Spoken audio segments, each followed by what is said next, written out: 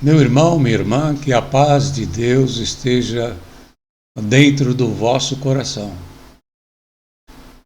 Meu irmão, minha irmã, hoje eu vou fazer uma reflexão acerca da doutrinação.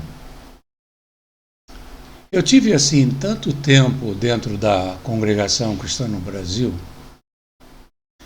e eu confesso aos meus irmãos que eu era feliz na congregação.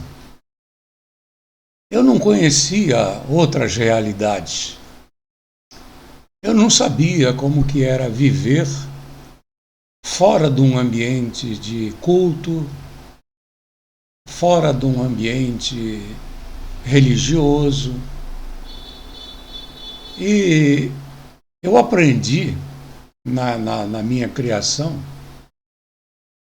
até a ter um certo orgulho. Eu tinha, assim, desde criança no coração aquele pensamento: nós somos um povo separado, um povo escolhido por Deus. Embora no meu perfil, assim, na minha natureza, eu sempre tive assim aquela inclinação para questionar, para entender melhor as coisas, né? Nós chamamos isso assim de quem gosta de mergulhar um pouquinho mais nas questões. Então eu, já criança, eu questionava por que Deus escolheu os judeus e agora escolheu o povo da congregação. Porque ainda existe judeus. Eu lembro que eu perguntava isso e a resposta que eu tinha é porque os judeus mataram Jesus. Eles não aceitaram o Filho de Deus. Então, a resposta era essa. Os judeus, eles não aceitaram Jesus como o Filho de Deus e, portanto, Deus ficou muito bravo e rejeitou o povo dele. Geralmente os pais humanos, eles não rejeitam os filhos, né? Eles vão com os filhos até o final, a maioria. Mesmo que seu filho se envolva assim, com droga, seja com o que for. Os pais humanos, eles vão com os filhos até o fim. Mas eu era criança, e a explicação de que Deus simplesmente escolheu um novo povo, e esse povo era da congregação, para mim, de alguma forma, me satisfazia. E sempre ficava aquele questionamentozinho, aquela pulguinha, como se dizia lá atrás. Uma coisinha incomodando. Mas, meus irmãos, minhas irmãs, vivi muito tempo na congregação, conheci praticamente o Brasil todo, em viagens missionárias, que meu pai, ele gostava muito de viagens missionárias, né? Ele, apesar de ser cooperador, ele era tido como um grande evangelista. Porque ele era um homem sincero, sabe? Ele realmente acreditava no que acontecia, no que era pregado dentro da congregação cristã no Brasil. E, portanto, ele se tornou um grande missionário. Na congregação nós chamamos de evangelista, né? Ele viajava o Brasil todo em missão. E por onde ele passava, ele deixava novos crentes, testemunhados de novos crentes, né? Geralmente as viagens tinham um retorno para o batismo. E aí era testemunhados de novos crentes. Mas, meus irmãos, o que eu quero dizer é o seguinte: eu, desde criança, fui muito crente também. Eu era daqueles crente, aquela criança crente, porque eu nasci naquele meio. Mas então, o tempo passou, houve muitos questionamentos ao longo da vida. O principal dele foi quando eu tinha 15 anos, 14 para 15, e meu pai veio a falecer num acidente de carro. E aí eu questionei tudo que eu já conhecia. Como é que Deus permitiu que um homem dedicado à obra como meu pai, um evangelista, um homem assim que mas se dedicava muito pela obra, como é que Deus permitiu que ele sofresse um acidente e viesse a morrer, deixando a sua esposa com 10 filhos pequenininhos, o mais velho com 16 e o mais novo com menos de 1 ano? Como é que isso foi possível? E aí, meu irmão, minha irmã, naquele tempo surgiu muitos questionamentos. A gente dá aquela tremida, né? Mas a congregação cristã no Brasil, ela tem ensinamentos que hoje eu sei que é doutrinação, mas ela tem, assim, formas assim, de nos educar, que nos prepara para esses vacilos, para essas tempestades, né? Então, aconteça o que acontecer, a gente sempre tem uma resposta. Pode morrer o pai, a mãe, os filhos, sempre vamos ter uma resposta. Ou descansou no Senhor, ou o Senhor decidiu que era hora de buscar aquele valoroso varão, ou é uma prova para aperfeiçoamento da tua fé, ou Deus está te provando, mas é para crescimento espiritual teu. Então, meu irmão, minha irmã, dentro da congregação cristã no Brasil, nós tínhamos toda sorte de resposta para justificar a não benção de Deus nas nossas vidas. Tudo era prova. E toda prova é bem-vinda. E as palavras sempre corroboravam isso, né? Deus está te provando porque Ele te ama, é isso. Então Deus não te abençoava, mas Ele te provava.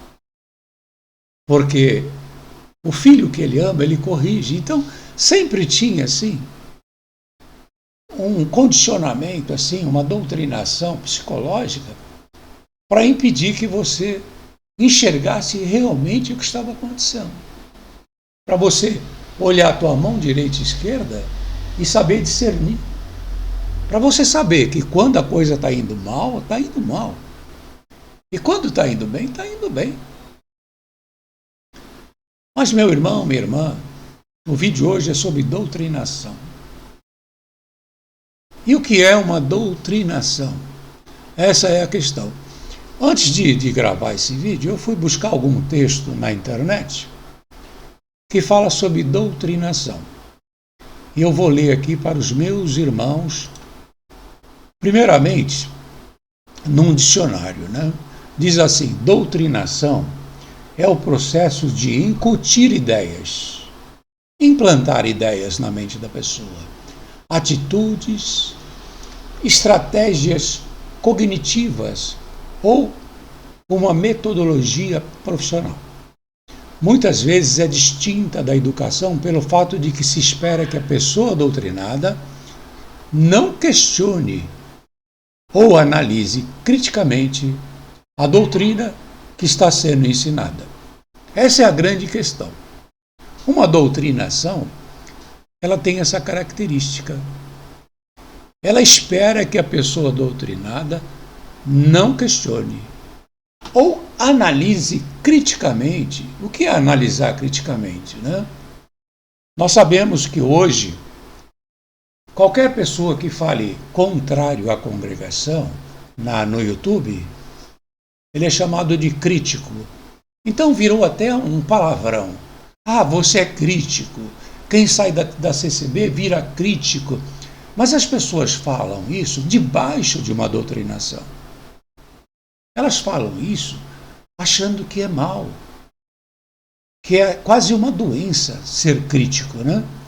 Porque ela está tão doutrinada que quando alguém é chamado de crítico, é um palavrão, é uma coisa ruim. Quando é completamente o inverso. A crítica, uma análise crítica, é sinônimo de inteligência. É uma característica da inteligência, né? Mas eu fui um pouquinho além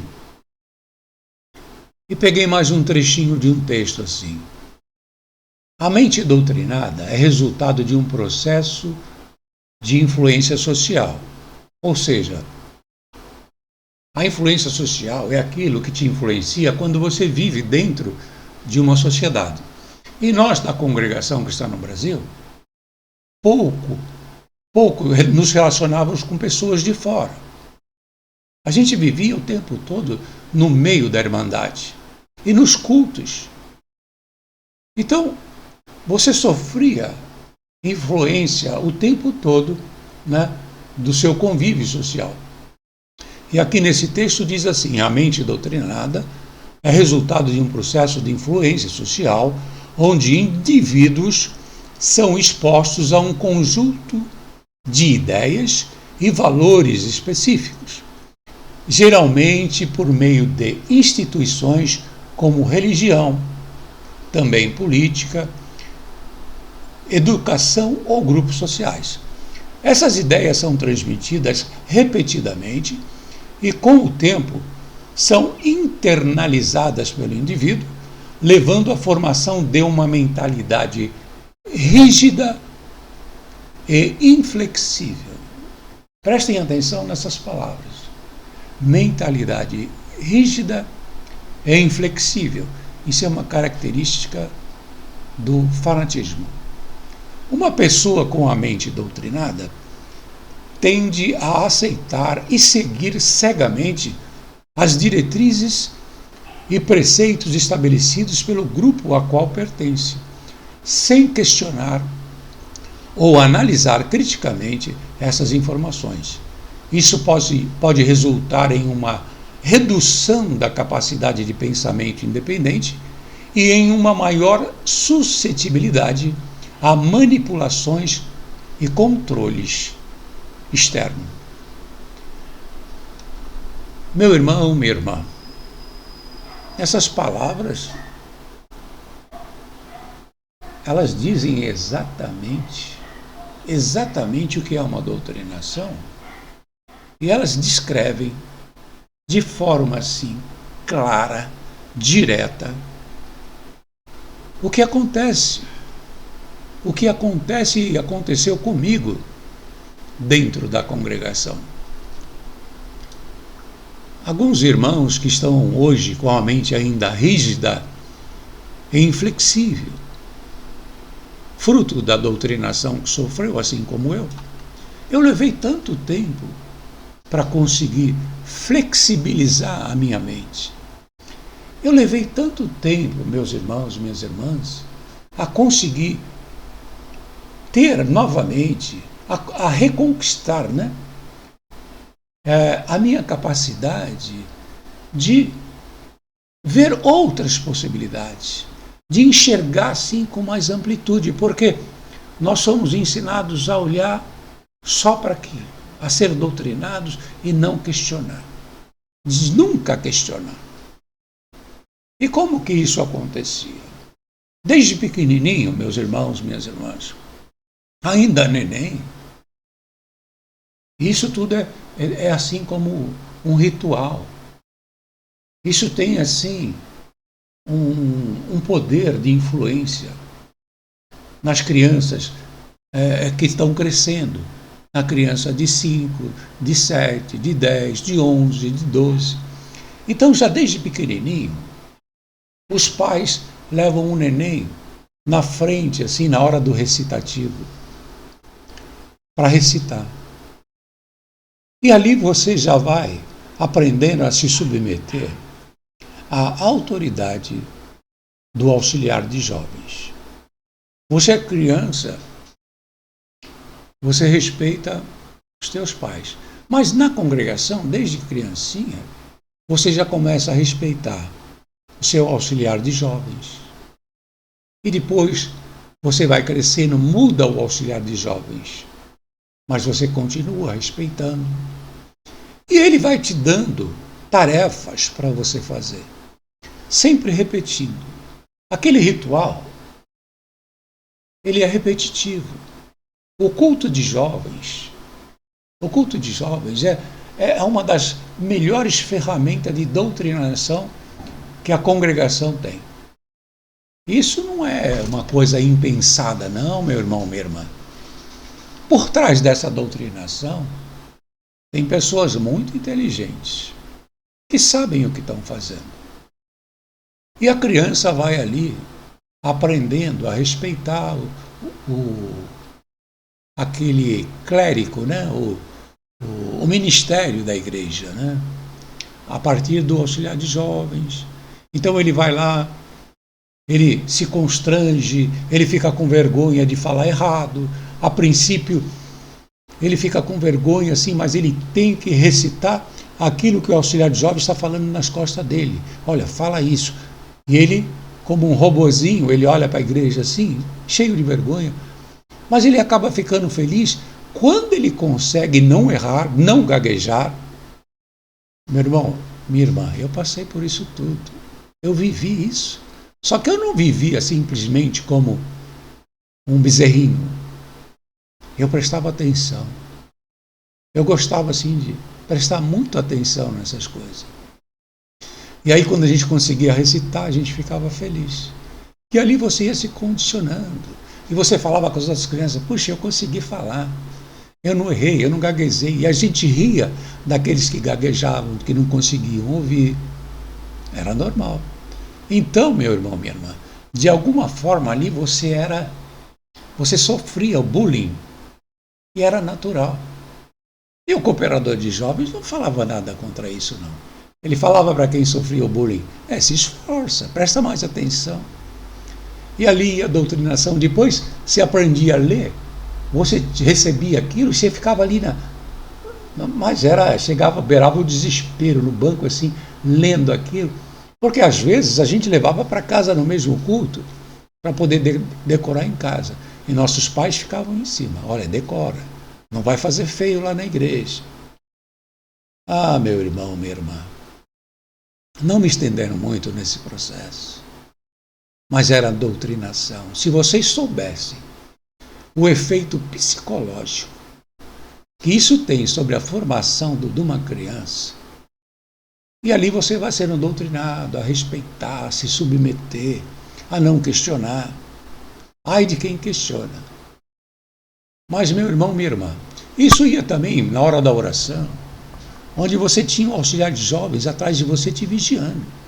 Se você, como criança, não estava entendendo aquele negócio de estar ajoelhado, de olho fechado, tá? E você queria conversar com o teu amiguinho, o auxiliar de jovens já tocava em você. Ei, fecha o olho. Olha, Deus está te olhando. E dava aquela conotação assim de um mundo espiritual. Deus está te vendo, Deus está te olhando. Olha, isso, aquilo. Então você sofria ameaças, você era constrangido a ficar assim em castigo, né? Porque aquilo era um castigo, meu irmão, minha irmã. Uma criança ficar ali de olho fechado sem entender o que está acontecendo, aquilo era um castigo. Você se submetia, só isso. E aí você vai se submetendo, você vai crescendo. Você vai aprendendo a não tomar decisões próprias. Tudo que você vai fazer, você tem que buscar a palavra. Ainda hoje, nos dias atuais, eu estava conversando com a minha filha, que ela leva as filhas dela no culto de jovens ainda. Ela já tem a mente, assim, bem esclarecida. Como muitos da congregação hoje estão muito mais esclarecidos. Esse pessoal mais jovem, eles estão mais esclarecidos. Mas ainda sofrem, né? O fruto da doutrinação que receberam. E meus filhos receberam a mesma doutrinação que eu. E a minha filha leva minhas netas no culto de jovens. Eu não brigo com eles. Eu olho. Quando, às vezes, minha filha pergunta alguma coisa, eu falo. Mas cada um tem que ter liberdade. Quando eu posso, eu tento influenciar para que abra os olhos. E ela ouve. A gente planta a semente, né? Mas a gente não pode impor. Então, a minha filha falava assim, né, a respeito do culto de jovens. E a filha do cooperador de jovens, né, falava para as minhas netas que estão com 11 anos. Ela estava falando sobre, num contexto que eu não vou detalhar agora, mas ela falava que para casar, né, tem que buscar a palavra. Olha só, a filha do cooperador de jovens estava falando para as minhas netas que para se casar tem que buscar a palavra. É claro que as minhas netas, minha filha, meu genro, sabe de bem que não é por aí não, né? Para se casar você tem que ter Deus em você e buscar as qualidades de Deus naquela pessoa que você está pretendendo casar. E não buscar uma palavra, uma adivinhação que vai te jogar na mão de toda sorte de tipo de coisas. Mas, meu irmão, minha irmã, voltando à questão da doutrinação, isso vai se estendendo, você vira músico, porque é assim, a evolução é os meninos viram músicos, algumas meninas que puderem viram organista, porque só tem um órgão na igreja, tanto que em algumas denominações que foram criadas a partir da congregação, eles estão abrindo para as mulheres, né, tocarem também, serem musicistas, né, porque só tem um órgão na igreja.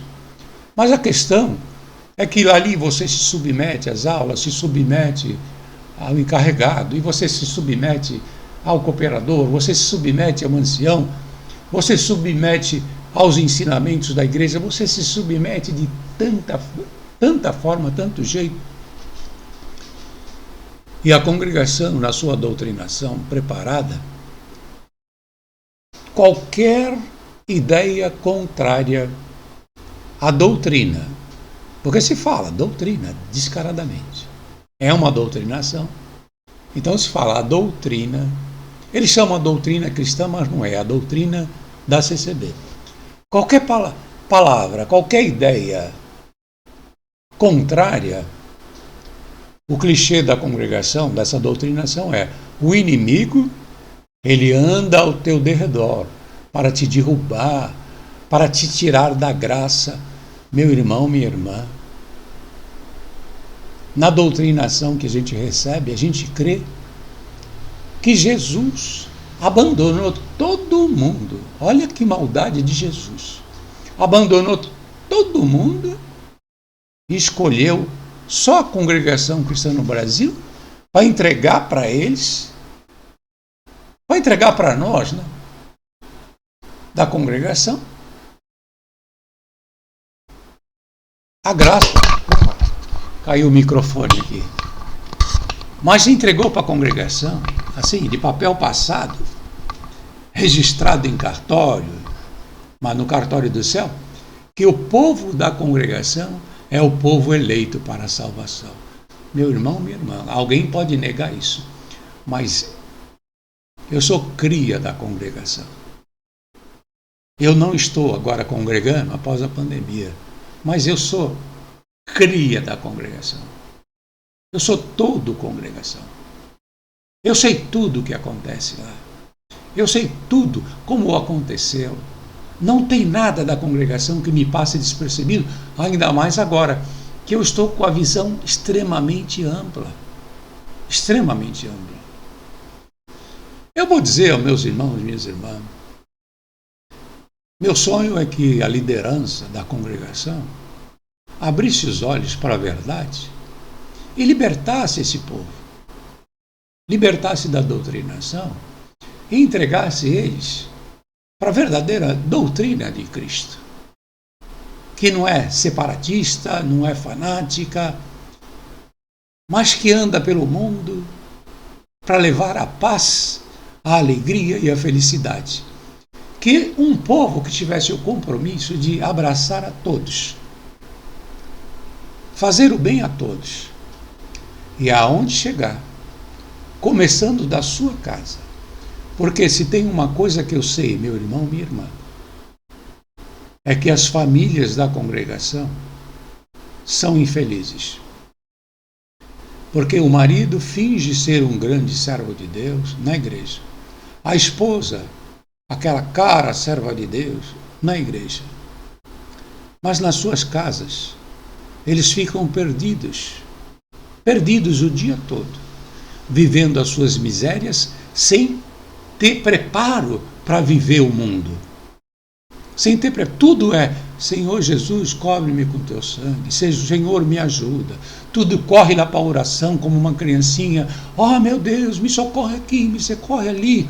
E se nada acontece, nada muda, corre para a igreja. Eu vou buscar uma palavra, Deus vai falar comigo. Meu irmão, minha irmã, quando você fala, eu vou buscar uma palavra, Deus vai falar comigo, você está dizendo claramente, Deus não é comigo, Deus não está comigo, eu tenho que ir lá na igreja para Ele falar comigo.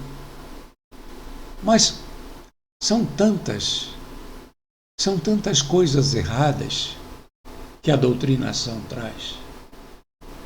A tua mente fica tão fechada, tão limitada, que você simplesmente vai morrer nessa ignorância. Como a minha saudosa mãe. Ela morreu.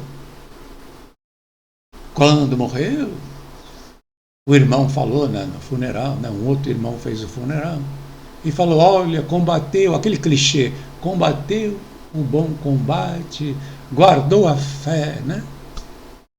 E foi, descansou no Senhor. Meu irmão, minha irmã, o que ela fez foi guardar a doutrinação, andar segundo a doutrina da CCB, defender a doutrina da CCB, andava assim dentro da bolsa com vários livrinhos azul de ensinamento da CCB e cobrava das pessoas. Minha mãe, sim, infelizmente, ela era uma fanática, assim, padrão. Podia receber crente padrão da CCB, que ela era. E morreu aguardando o cumprimento de muitas palavras, muitas promessas que não se cumpriram e nunca vão se cumprir. Mas isso aqui é uma reflexão, meu irmão, minha irmã, sobre a doutrinação que me fechou a mente tanto tempo na congregação, tanto tempo, e que ainda acontece lá. Agora, para aqueles que ficaram até aqui, esse vídeo durou 27 minutos. Eu vou ler um trechinho que eu peguei na internet a respeito de uma mente curada, né? Que é uma mente que desenvolve a sua capacidade de fazer uma crítica baseada no raciocínio lógico, no conhecimento. E o texto diz assim: é fundamental ressaltar a importância de desenvolver uma mente crítica e questionadora. Ser capaz de analisar e avaliar informações de maneira independente é essencial para tomar decisões informadas e evitar ser manipulado por ideologias ou grupos que possam ter interesses particulares. Para evitar a mente doutrinada, é recomendável que os indivíduos busquem exposições a diferentes perspectivas, tanto através do contato com pessoas de diferentes origens e crenças, quanto pela leitura e pesquisa em fontes variadas. Analisar criticamente as informações recebidas e sempre questionar suas bases e fontes é essencial para uma mentalidade aberta e flexível. Oh, meu irmão, minha irmã da congregação cristã no Brasil. Sabe que se todos os membros, os irmãos e irmãs da congregação, pudessem ficar com sua mente limpa e saudável e conquistar novamente a sua capacidade crítica, nós teríamos uma igreja sadia. uma igreja baseada na bondade e no ensino verdadeiro cristão. E eu teria um imenso prazer em voltar a congregar. Até lá, vamos continuar aí na nossa luta. E que a paz maravilhosa do nosso Deus e Criador esteja em nossos corações. Amém.